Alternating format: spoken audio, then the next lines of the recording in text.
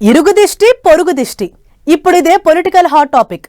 Accidental గా మాట్లాడారు లేక మనసులో మాటను బయట పెట్టారు కానీ AP deputy CM Pawan Kalyan చేసిన దిష్టి కామెంట్స్ చుట్టూ 4-5 రోజులుగా దుమారం నడుస్తూనే ఉంది. రెండు తెలుగు రాష్ట్రాల మధ్య ఇంకోసారి సెంటిమెంట్ రచ్చ రాజుకుంటోంది. కోనసీమలో కొబ్బరి పంటకు తెలంగాణ వాళ్ల దిష్టి తగిలిందన్న పవన్ వ్యాఖ్యలు కాంట్రవర్సీ అయ్యాయి. పవన్ వ్యాఖ్యలపై తెలంగాణ మంత్రులు, కాంగ్రెస్ నేతలు కాస్త లేటుగా రెస్పాండ్ కాగా బీఆర్ఎస్ ముఖ్య నేతలెవ్వరూ పవన్ కామెంట్స్ మీద పెద్దగా రెస్పాండ్ కాకపోవడం ఇప్పుడు హాట్ టాపిక్ అవుతోంది.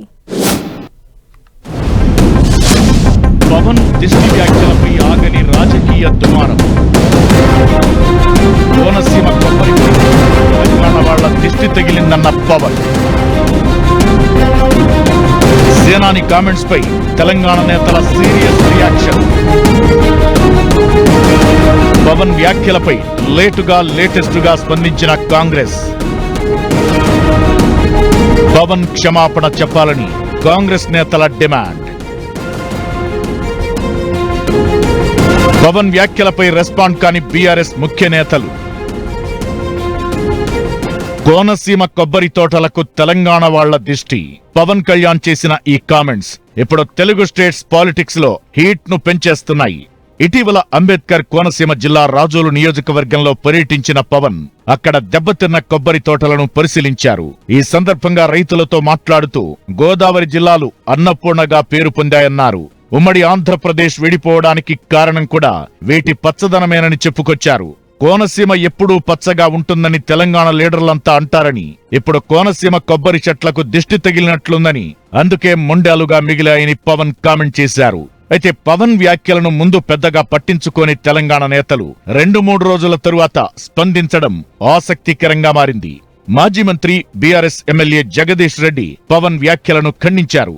ఇలాంటి వ్యాఖ్యలు చేసే ముందు కాస్త బుర్ర పెట్టి ఆలోచించి మాట్లాడాలని పవన్ కు ఆయన హితవు పలికారు.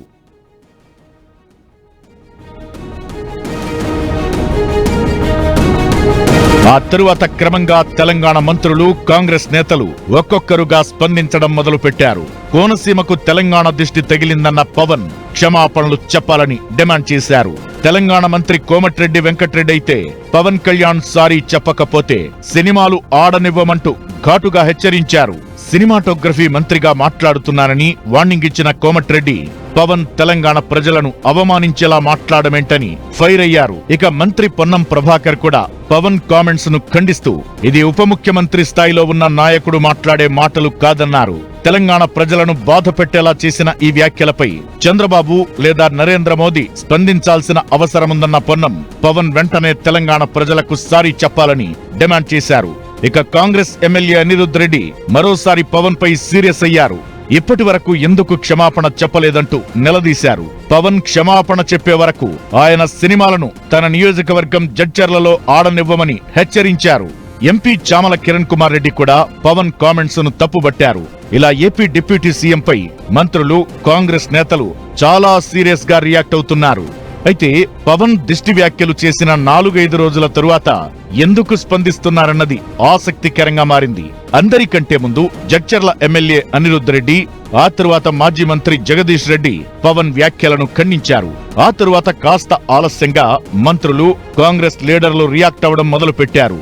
ఇదే సమయంలో తెలంగాణ అనగానే సెంటిమెంట్ ను రాజేసే బీఆర్ఎస్ పార్టీ ముఖ్య నేతలు మాత్రం పవన్ వ్యాఖ్యలపై పెద్దగా స్పందించకపోవడం పైన చర్చ జరుగుతోంది. తెలంగాణకు సంబంధించిన ఏ చిన్న అంశం వచ్చినా వెంటనే రియాక్ట్ అయ్యే గులాబీ పార్టీ కీలక నేతలెవరు పవన్ కామెంట్స్ పై ఎందుకు నోరు మెదపడం లేదన్న చర్చ జరుగుతోంది. ఇక పవన్ వ్యాఖ్యలపై జనసేన పార్టీ వివరణ ఇచ్చింది.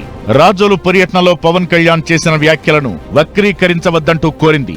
ఇంతటితో ఈ వివాదం సద్దుమణుగుతుందా లేక పవన్ క్షమాపణలు చెప్పే వరకు కాంగ్రెస్ నేతలు పట్టుబడతారా అనేది వేచి చూడాలి.